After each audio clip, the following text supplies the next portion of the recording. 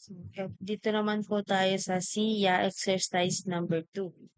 Dito po is magse-select lang po tayo ng fruits na gusto po nating i-add dito po sa list. For example po, insert po natin yung, select po natin yung apple, orange, and mango. So, click lang po natin yung button na add to list. So, mapupunta na po siya dito sa my container ng list.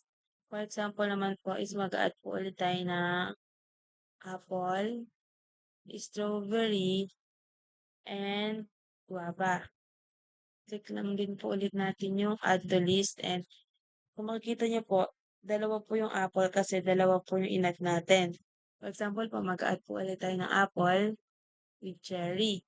So, ma-add din po ulit yung apple and yung cherry.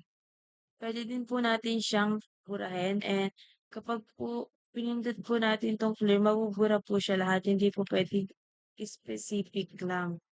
So, ayan po. Mabubura po siya lahat. So, pwede po natin siyang i-select lahat and try po natin siyang i-add po sa list natin. So, ayan po.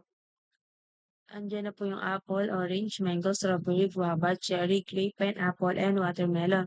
Try po natin mag-add pa ulit ng isang pang grape and isa pa pong cherry. So, ayan po siya, ma-add siya ulit. And clear po natin ulit. Ayan lang po.